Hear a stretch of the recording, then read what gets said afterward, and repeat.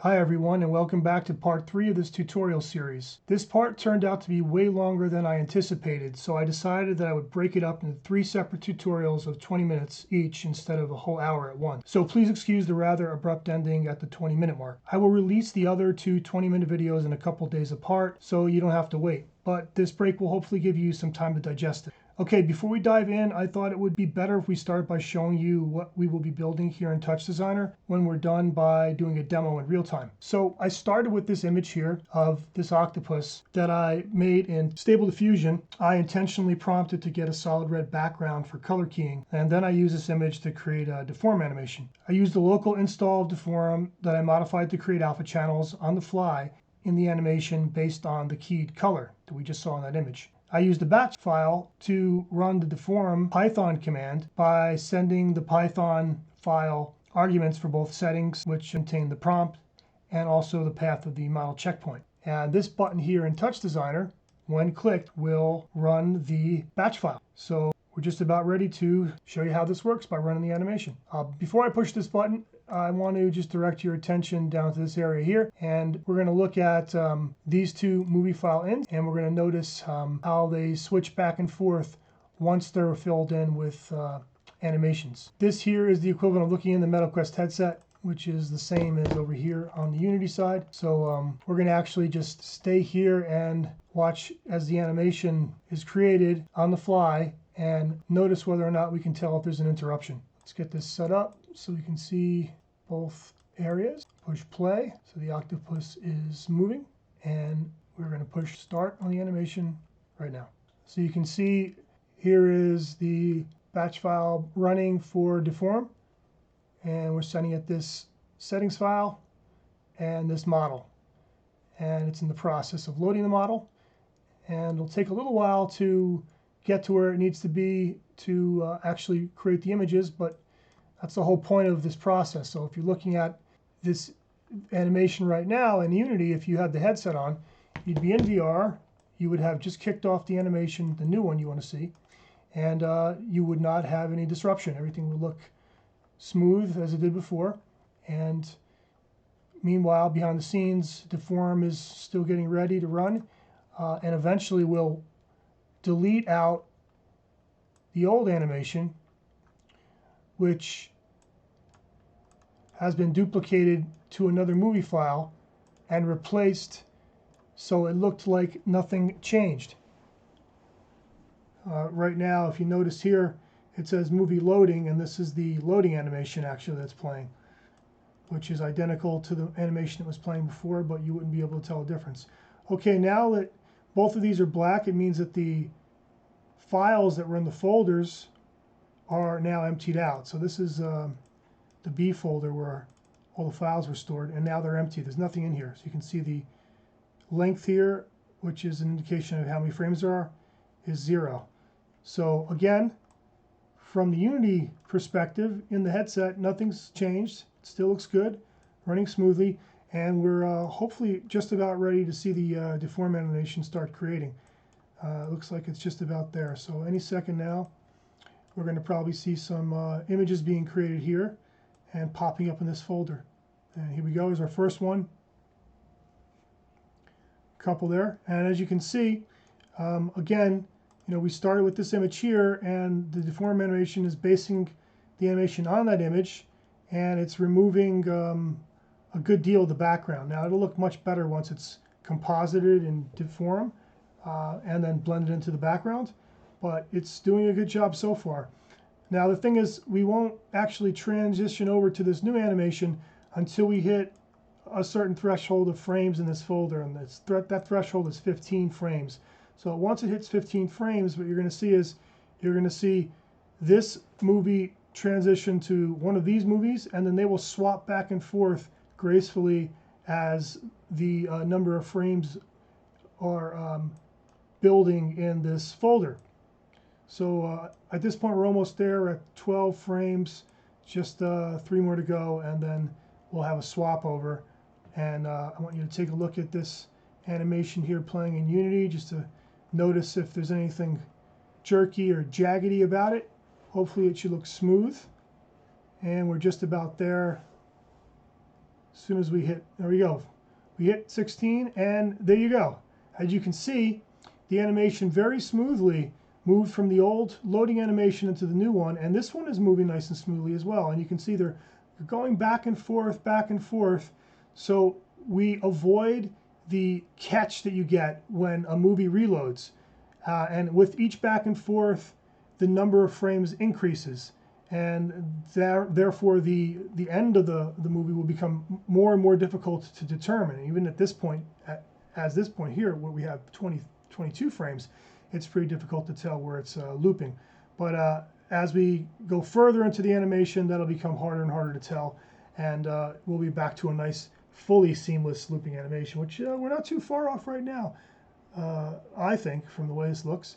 So this is going to continue on to about 78 frames, and at that point, the animation will have been completed. Again, this is the network that we're going to be building in this tutorial, and or at least the next 3 tutorial parts. And it's going to get us to a point here where you can, as you see right now, create a real-time deform animation. And again, if you were in Unity in a headset, you'd have no idea that the animation had been created, and it would look nice and smooth. So that's where we are. Okay, on to the tutorial. Welcome back to part 3 of this tutorial series integrating Stable Diffusion, Deforum, and VR and the MetaQuest headset. So last time we left off by introducing this pre-baked deform animation, or I should say pre-rendered deform animation, compositing it over part of our background 360 image, and then showing it on the Unity side. And that's kind of where we are right now. You can see the animation is exactly the same as it was before. What we want to do today is begin to consider how we would use a deform animation that wasn't pre-rendered. That is to say, how we would set up Touchdesigner to be able to include additional frames as they are rendered into the movie file in. So again, the movie file in currently is referencing all of the frames of the animation because they were pre-rendered. So this folder has all of the frames, right? This is the folder that was set here in the file parameter. But when you're creating a new animation, this folder would be empty, and each frame would be dropping in one at a time. The 0 frame, the first frame, second frame, and so on. Now you would think that it would just be a matter of setting the movie file in to this folder, and that Touchdesigner would pick up the frames as they were created, and they would be played in the movie file in. But that's not the way Touchdesigner handles animations. In order for Touchdesigner to show the new frame in the movie file in, the movie file in needs to be reloaded. Now there is a parameter for this, and it would just be a matter of clicking pulse here or having something set up via code or some other node in Touchdesigner to click pulse in the reload and then bring in the new frames into the movie file in. So what we need to do is figure out exactly how to do just that. Set something up that will periodically reload the movie file in so as to bring in the new frames that are being created by Deforum as they're being created, and then show them in the movie file in. Well, we can do that, and that's certainly what we're going to start with. But the other problem is we also want to set this up so that we don't have a sort of jerky motion when reload is clicked. So for instance, if I were to pulse this right now, you see how it pops right back to the beginning of the animation. It's nice and smooth, and at any point, if I hit pulse, we pop right back to the beginning animation. That's jarring, somewhat breaks the experience, and we want to do a little bit better than just having that kind of jerky reload. We want to be able to gracefully reload and make it seamless so that when you're in the VR experience, you don't realize that the movie is being reloaded. And a way to do that is to do a little trick, which is essentially creating 2 movie file ins that point to the same folder, and one blends into the other when a new frame of animation is ready to be presented. And we'll show you what that looks like in a moment. I just wanted to give you an overview of how we're going to handle this. Okay, this is a new Touchdesigner project. I already did a bunch of the work that we need for the project so that I can use it as a bit of a cheat sheet as we build this from scratch. We're going to do this now, starting from creating a new movie file in, setting it to a folder where the pre-rendered form animation is. Okay, so this is, again, no different than what we had previously. In this case, it's just an octopus. Our purpose here is to allow us to create a deform animation from scratch on the fly and then show it in the movie file in a smooth fashion. And in order to do that, we first need to know how to reload the movie file in automatically. So that's what we're going to do right now. So let's look again at the parameters for reloading, which have to do with this pulse button here. And the question is, how do we create something to reload this movie file in without going into the actual parameters? And one way of doing that is to create an actual UI button. So I'm going to right click, add operator, hit button, bring a button in here. And we want this button to reload this movie file in. And the way that's traditionally done in Touchdesigner, from what I've seen, is to create another operator, which is a null in the chop tab, and set the value of this null by connecting this button to the null. Now, the only other change we have to make here is make sure that this button is set to from toggle down to momentary, and then make sure that this plus icon is checked. So when I click this, you're going to see a quick toggle 0101. And this is exactly the information that we need to pipe over into the movie file in. So every time we click the button, this 01 will pulse the reload and the movie file in will reload. And the way we do this is we ensure that on the null we click the plus icon, so we have this little caret for the mouse cursor, and we left click, drag across, hover over reload, and you'll see a little plus icon pop up. Let go, hit export chop. Do the same for reload pulse, export chop. And what this is saying is it's saying that this parameter reload and reload pulse are being filled in by this null. So null 4, in fact, let me change this. So we're just going to call this test. So I'm going to go null test, and it's going to prompt me. Okay, so it's updated to null test. So null test, and the channel and the value in the channel is going to be 0, 1. V1 is the channel, is reflected here in the reload and reload. So right now it's 0, but when I hit the button, it'll toggle to 1. And you'll see what happens is popping the reload on and off, which is exactly what we want. And it's reflecting here in the actual movie file in. So now we have a piece of UI that can control the movie file in directly. But what we want to do is we want to make sure that we have this set up so it's automatically clicking, and we're not manually clicking this, because we want it to automatically click and reload the movie file in for us. Now, one way to do this would be to tie it to something like a loop. And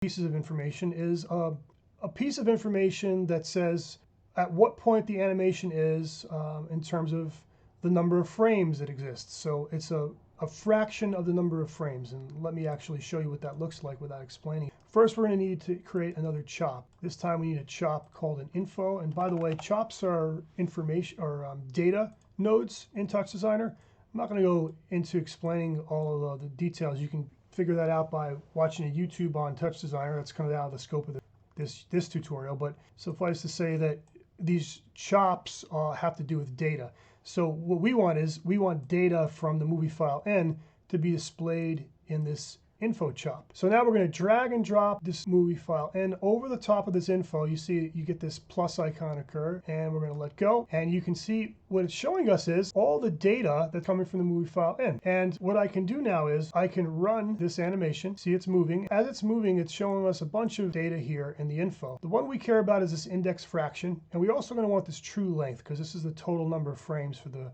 animation, which is something we'll use a little bit later. So first of all, let's just filter out the two pieces of data that we care about. So we right click parameters, we go into scope, and I can just type in here index fraction and also true length. And now we have the two pieces of information that we care about. So let's look at this index fraction. As I said before, it's a value that goes from 0.0 to 1.0. 1.0 being a completion of the animation. So if there were 100 frames, 1.0 would be we're at the 100th frame, and then it loops back over to the first frame, and so on. So it's a nice loop that we can use to reload our animation. And what we want to do is, once we get to the point when the index fraction passes a certain threshold, let's say maybe 85% or 90%, we're going to trigger off this reload button to be clicked. And in order to do that, we need some kind of a handler, like a code handler, that's going to monitor the value change of index fraction and allow us to test for some threshold of index fraction that's going to go ahead and click this button. Now, the way that's done in Touchdesigner is with something called a chop execute. So essentially, this node allows us to run code based on data coming in from a given chop. In this case, this info chop, and in this case, the index fraction of the info chop. So when the value changes, this node is going to trigger some code. And the code that we care about, it comes in with a bunch of this boilerplate, but we don't need all of it. So I'm going to hit the plus icon so I can edit it. The one we care about is on value change. So I'm going to just select the rest of this. I'm going to delete it. And what this is saying is when the value changes of whatever we set this to, do something. So we want to link up the info here to this particular chop execute. And the way we do that is I'm going to hit the plus again so I can edit the parameters. Right click, hit parameters. You'll see there's this area here where it says chops, and I can take info test, copy and paste the name into here, and now I have access to these two pieces of data. If I click this little arrow here, you can see I can grab index fraction, which is what I want. So now this chop execute is tied to the index fraction in this info. So every time the value of index fraction changes, we're going to have something happen over here on this chop execute. This is essentially an event handler for the event of the value changing of this particular parameter. So I'm going to go back into this here, and just as a test, I'm going to write print hello. And obviously this is Python code. So if you're not completely familiar with Python code, you may want to just kind of brush up on a couple tutorials on YouTube. We're not going to get into too much complexity. It's going to be relatively basic Python code. So you may be able to pick it up as we go here as I explain it, but it may be necessary for you to take a quick tutorial and then come back to this tutorial after you get your basics in Python, if that's necessary. Okay, so we're going to run this, and so right now what's happening is hello is being printed every time the value of index fraction changes. Now we can't see anything because we have no console, but it's an easy way to remedy that. We can click this drop down arrow here. We're going to split left and right, so we have this split to the pane, and we're going to hit this drop down arrow, and we're going to click Textport and DATS. And what that does is it gives us a console to be able to see whatever we're printing or doing in any of our code nodes. So in this case, we have hello being printed. We have some other data being printed from some of the other code nodes that I have set up here. I'm going to just shut those off for now. We'll get back to those in a minute. And by the way, in Touchdesigner, if you click this arrow, toggle it off and on, you can deactivate the particular node that you're working with. So I'm going to deactivate all these code nodes. I'm going to clear this, and now we should just see hello being printed. All right, so back to this. All right, so we have success here. We have a way of creating code based on the value of this parameter. So what we want to do is we want to be able to have this movie file in reload based on, again, the index fraction moving past a certain threshold. So since we're monitoring the index fraction, we have direct access to the index fraction through this parameter called value here. So I could also just as easily print the value, and you'll see if I print value, you're going to see, I'm going to freeze this. You're going to see values that are ranging from 0.0, let's just let it go. So we're at 0.3, 0.4, you can see here at 0.5, and this is going to match this here. So it's going to go all the way to the top, and it's going to loop. So let's let it do that. Okay, so we can see here we are, 0.97, 0.98, 0.99, 0.99994. It doesn't exactly get to 1.0, but it's essentially the end, and it loops back to 0 again. So we can use this value here to test whether or not we hit a certain threshold for our index fraction. And the way we're going to do that is using a conditional.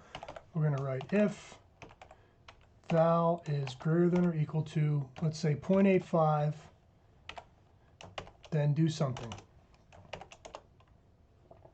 In this case,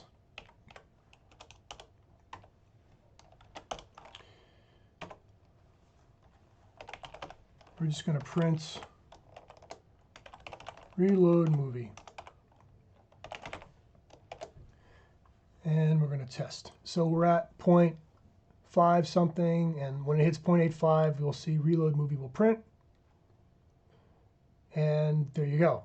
So now, obviously, it's not helping us much. We need to do more than just print reload movie. So what we're going to do is we're going to have it access this button here, BT on test, and we're going to have it click the button every time the threshold 0.85 is passed. And the way we do that is we have to reference the button node, and the way we do that is op, the name of the actual node we're talking about here, and then click, and then a 1 inside is a parameter. And that's going to reference this button. It's going to click the button when the threshold 0.85 is passed. So let's test that out. Now we're going to see it's at 0.5364 right now. If we play it, it's going to go a bit. It's going to go past 0.85, and you're going to see this reload. So let's look. And there we go. And then it's going to do it again. Again, it's playing as it normally would play. And as it hits 0.85, it's going to pop reload. And you can see the button click. You can see the animation move.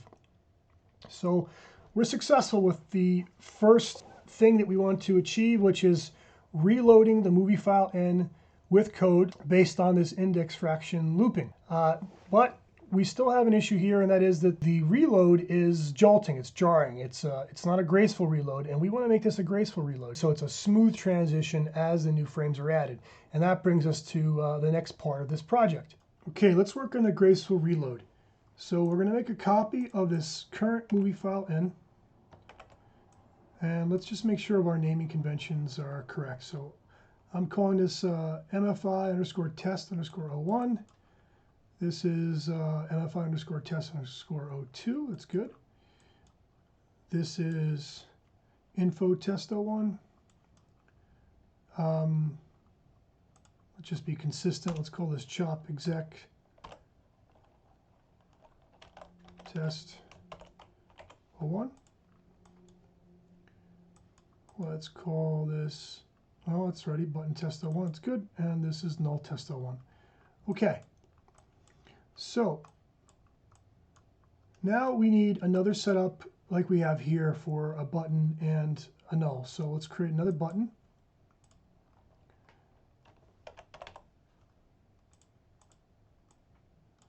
And let's create another null.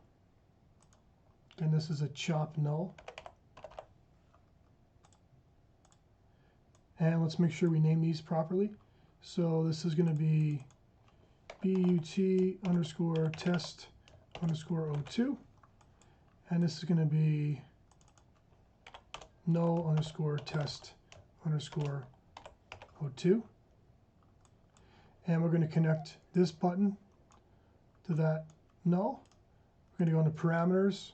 We're going to change the button to a momentary.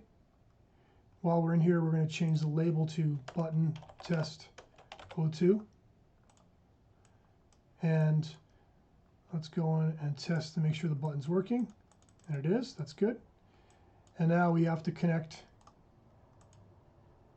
the null up to the reload for MFI test 02. And we're going to do that the same way we did before.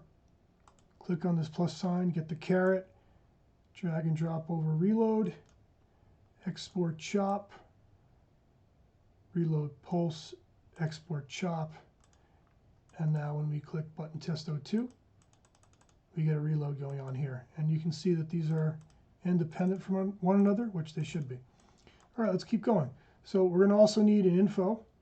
So let's create another info here. Add operator, chop, info. And let's make sure we add our info, name our info properly. So it's info underscore test 02. Okay. And we're going to drag and drop this movie file in on top of the info and get all the information we need. We're going to filter out just for index fraction.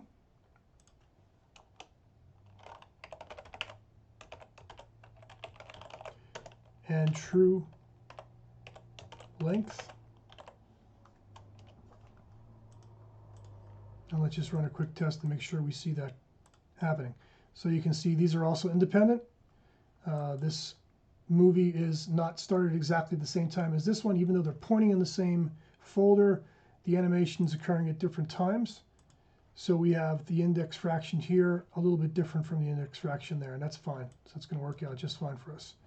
Okay, so the next thing we need to do is create another chop execute, and we're going to do that on this side. I'm going to right click, add operator, DAT, chop execute, open it up, and make sure we're in ability to edit this code, get rid of the boilerplate on the top here, and then go back in again, right click, parameters, and we want to enter the name of this chop here, which is the info, into that slot, and then select the index fraction, because again, this is the event handler for the change of this value. And now that we have our exec in place, we can set up the code the same way we did on the other side. So we're testing the index fraction. So we're going to type in here, if VAL value is greater than or equal to 0.85, it's going to be our threshold, then we're going to reload. And we need to reference this button, btn test02.